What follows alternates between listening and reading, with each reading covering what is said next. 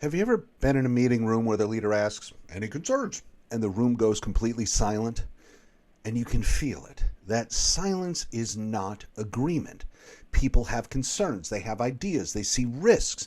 They're just doing the math. If I speak up and I'm wrong, I'll look stupid. If I speak up and I'm right, I might still get punished for embarrassing someone. That's what psychological safety fixes, and it's one of the most misunderstood ideas in leadership. Hi, I'm Mark Murphy, founder of Leadership IQ and a New York Times bestselling author with books like Hiring for Attitude, Managing Narcissists and Blamers, and my newest groundbreaking book on teams called Team Players, the 5 critical roles you need to build a winning team. So, what is psychological safety? It's the shared belief on a team that it's safe to take interpersonal risks, asking a dumb question, admitting a mistake, disagreeing with your boss, raising a problem, or pitching an idea that might fail.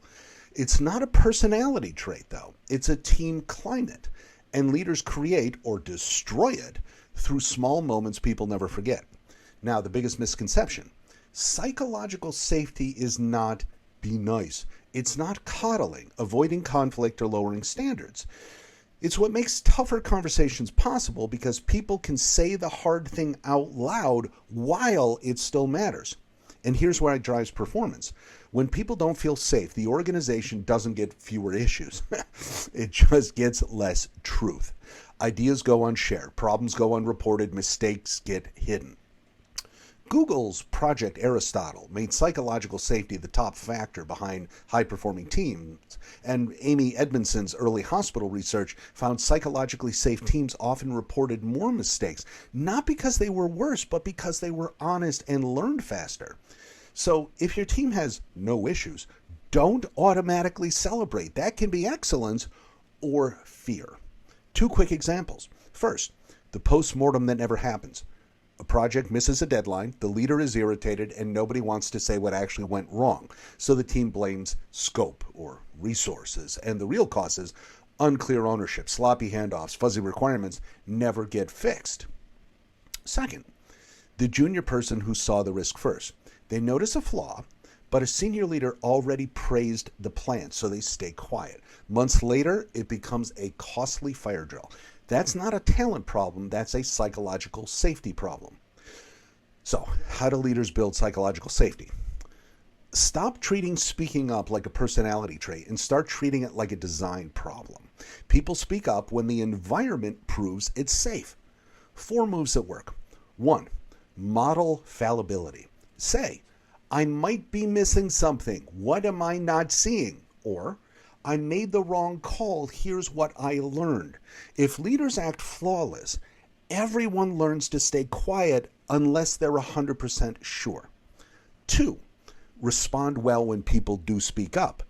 This is the make or break moment. Defensive, sarcastic, or dismissive reactions teach the whole team to shut up. The better response: thank them, stay calm, ask questions, and focus on solutions. 3. Pair safety with standards. The best teams operate in the learning zone: high psychological safety and high standards. Safety without standards becomes comfort. Standards without safety becomes anxiety. Right? So safety plus standards creates honest effort and rapid improvement. 4. Make sure every voice gets heard. Don't rely on any thoughts. Use structure.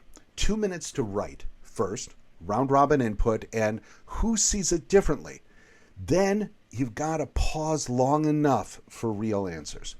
And make failure talk normal, intelligent failure. Run blameless postmortems, not who messed up, but what happened, what did we learn, and what will we change so it does not happen again. By the way, if your team struggles to make fast decisions, spread the work evenly, or have disagreements that actually lead somewhere, my latest book, Team Players, will show you exactly why and what to do about it. 2 quick clarifiers. Psychological safety is related to trust, but it's not identical. Trust is often one-to-one. Psychological safety is team level. On this team, it's safe to speak up. You can trust a colleague and still feel unsafe in the broader group if the leader is unpredictable. And it can be harder in remote or hybrid work because you lose informal cues, right? Silence gets misread. So remote leaders have to be more intentional about inviting input and making participation norms explicit. If you want a simple way to gauge psychological safety, look for signals. Do people admit mistakes and ask for help? Do they challenge ideas respectfully? Do they bring bad news early or only when it's too late? Because the absence of disagreement isn't always harmony. Sometimes it's fear. Quick side note, this is exactly why I wrote Team Players. Psychological safety is necessary, but it's not sufficient. The best teams also have the right mix of roles so work gets distributed, decisions don't bottleneck, and conflict becomes productive instead of personal. Team Players shows you the 5 critical roles winning teams have and what's missing when your safe team is still stuck. So, let me bring this home. Psychological safety isn't be nice, it's tell the truth. It's the difference between a team that catches problems early and a team that smiles and nods until the damage is unavoidable. If you want more innovation, fewer preventable failures, and a team that can actually learn under pressure, you don't need louder people, you need a safer environment. Because you cannot fix what people won't say. If this was helpful, hit like, subscribe, and turn on notifications so you don't miss the next episode.